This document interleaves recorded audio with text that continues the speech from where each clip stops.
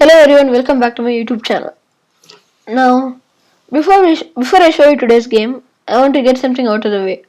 It has been a really long time since I uploaded a video, and I am really sorry for that. Now, there's a good explanation for this. I've been having my school's exams these past 2 weeks, and that's the reason I wasn't able to upload any video. Now that they're over, I'll be able to upload more regularly. So without any further ado, here's the game. This game was played between Wesley and Hikaru Nakamura. So without any further ado, here's the game. Now it starts with c4, knight f6, knight c3, e5, knight f3, and then we have knight c6. Now this is e3, and this e3 move is the last book move. Now we have reached the English opening 4-knight game, 4-knight variation. Sorry about that. And this is known as the quiet line. I have no idea why it's called the quiet line. So let's move on. d6, d4, bishop to g4. Now we have a pin, but it can be easily defended by this move. Now we have bishop to e7. Sorry. Now this move kicks away the bishop. Bishop to h5. White castles, black also castles, and b3. Now you have rook to e8, bishop to b2, and bishop to f8. Just hoping to push this pawn maybe and get the bishop over here. But there are many possibilities over here. So we have d captures, and knight to d5. Now at this point the game is equal, almost equal. Now we have bishop to g6, a3, bishop to d6, knight captures on f6 check, and queen captures. Now we have b4, hoping to get some sort of powerful pawn structure like this. Now we have e6, queen to b3, queen to e6. Now this prevents this move and threatens to take the queen. Now queen to c3, defending all that, and h6. Now rook a to d1, king to h7, and now we finally have the pawn structure. And also this bishop is attacked. Now the bishop has to go back. Bishop to c4, attacking the queen. Now the queen went back to e7. Now we have bishop to d5. Now we have f6 and queen to c4. Now black has a threat. The queen and the bishop have lined up on the same diagonal. Now bishop to h7. Okay, now this square is defended. Now we have e4. Now we have knight to d8.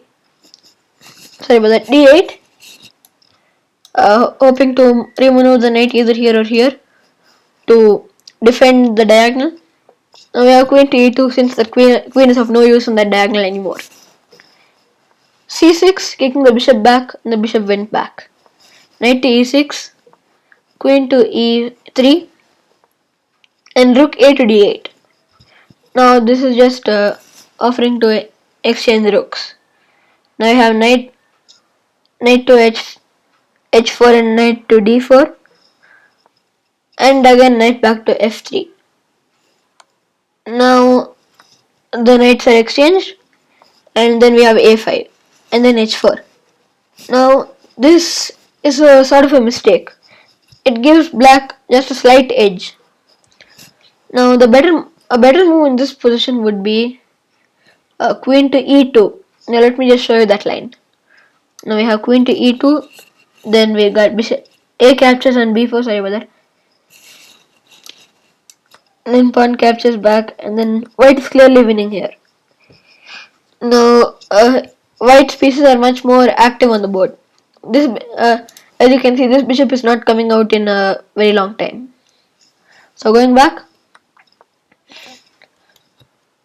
Now after h4 we have pawn captures on b4, pawn captures on b4, and then we have b6, rook to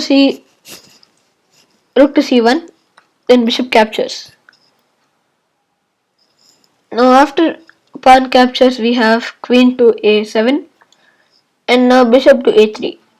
Now there's no worries because this bishop is well defended by the queen. So now we have rook to d4 attacking the bishop, but the bishop is defended. It mainly to go after this pawn like this. So next we have rook to e4 defending the pawn. Now we have rook to b8. Now we have h6. Queen to a4 attacking this bishop twice. Now this bishop gets out of the way. Bishop captures as planned and the queen is attacked. Now there are two defenders on this bishop. So this rook is not going to do it anymore. So now we have queen to g3. Now this is a mistake. It gives black a huge advantage. Now let's see how black exploited this. Bishop captures on g2. Now let me show you what would happen if the king or the queen captured. First let's do king takes. We have this splendid move which simply loses the queen. Same thing if queen captures, except they'll be just one square apart. So what was played in the game was rook to b1. Now this offers an exchange, but this is also another blunder which Hikaru then managed to exploit. Let's see what happens. After the rook exchange, the bishop is now attacking the rook. Now after rook to e1, bishop goes back, and now this opens up this pin. Now we have an exchange like this, and then the bishop, and the rook comes into action. And here white is clearly lost. He lost his queen. Bishop to g2, queen to c4, bishop captures again, and again bishop captures.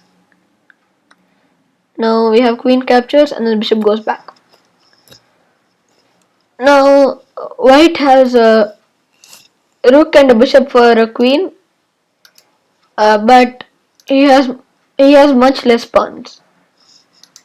So we have rook to e3, king to g8, and the bishop now restricting the movement.